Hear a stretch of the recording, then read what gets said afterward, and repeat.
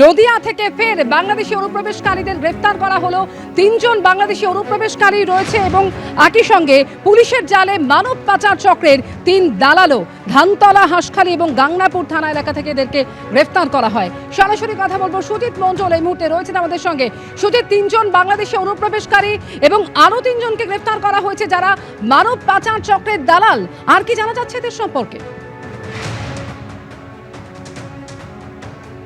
একদমই অমৃতা, রানাঘাট পুলিশ জেলার পুলিশ গত বৃহস্পতিবার তারা কিন্তু সারাদিন ধরে তল্লাশি চালিয়ে যে সমস্ত রানাঘাট থানা জেলা পুলিশের অধীনস্থ সীমান্তবর্তী যে সমস্ত থানাগুলি রয়েছে, বিশেষ করে ধানতলা, হাঁসখালি এবং গাংনাপুর এলাকা থেকে মোট 6 জনকে গ্রেপ্তার করা হয়েছে। তাদের মধ্যে 3 জন বাংলাদেশি অনুপ্রবেশকারী যেমন রয়েছে, একই সঙ্গে বাংলাদেশে যারা মানব পাচারকারী দালাল তাদেরকেও কিন্তু গ্রেপ্তার করা হয়েছে। এবং প্রসঙ্গত বলে রাখি, গত দুদিন ধরে বুধ এবং বৃহস্পতিবার মিলিয়ে রানাঘাট পুলিশ জেলা এলাকা থেকে মোট 21 জনকে গ্রেপ্তার করা হলো। এবং বুধবার দিনকে যেটা জানিয়ে রাখি, সেখানে কিন্তু 5 জন যারা মানব পাচারকারী দালাল তাদেরকে যেমন গ্রেপ্তার করা হয়েছে, একই সঙ্গে বাংলাদেশ থেকে ভারতে যেভাবে অনুপ্রবেশকারী বাংলাদেশি তাদেরকেও কিন্তু গ্রেপ্তার করা হয়েছে। তবে এত বাংলাদেশিরা কিভাবে তারা বর্ডার টপকে তারা সীমান্তবর্তী থানাগুলি দিয়ে তারা কি করে ভারতে প্রবেশ করতে, সমস্ত বিষয়টা নিয়েই কিন্তু রানাঘাট পুলিশ জেলার পুলিশ তৎপরতার সঙ্গে তারা কিন্তু বিভিন্ন দিকে যেমন তল্লাশি করছে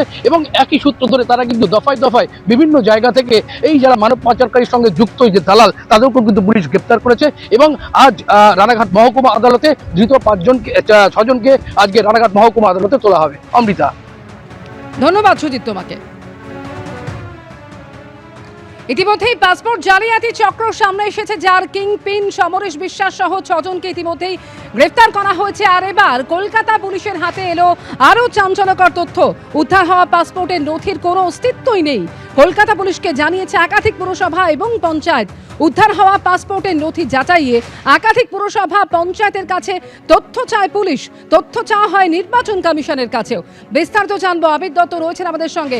আবির, অর্থাৎ একেবারে ভুয়ো নথির ভিত্তিতেই তৈরি করা হয়েছিল এই সমস্ত পাসপোর্ট, ঠিক কি তথ্য উঠে আসছে কলকাতা পুলিশের হাতে?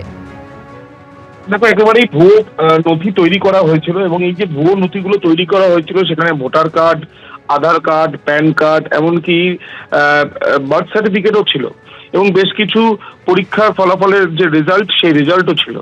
যেটা জানা যাচ্ছে এখনো পর্যন্ত, যেটা সূত্র মারফত জানা যাচ্ছে যে বার্থ সার্টিফিকেট বেশ কিছু যেগুলো তাদের হাতে এসছে সেগুলো তারা নির্দিষ্টভাবে কয়েকটি পুরসভা, পঞ্চায়েত এবং ভোটার কার্ড সেটা নির্বাচন কমিশনের অফিসেও কিন্তু পাঠানো হয়েছে। এবং যেগুলো পাঠানো হয়েছে সেখান থেকে জানতে চাওয়া হয়েছে যে এগুলো আসল না নকল। এর পরবর্তীকালে বেশ কিছু ক্ষেত্রে রিপোর্টও ইতিমধ্যে কলকাতা পুলিশ পেয়েছে, যে ক্ষেত্রে দেখা যাচ্ছে যে অধিকাংশ না, একেবারে সবকটাই নকল।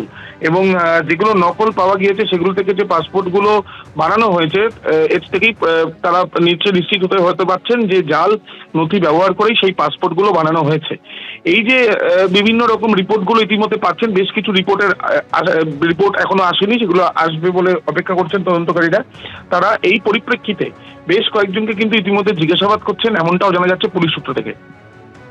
ধন্যবাদ আবির তোমাকে।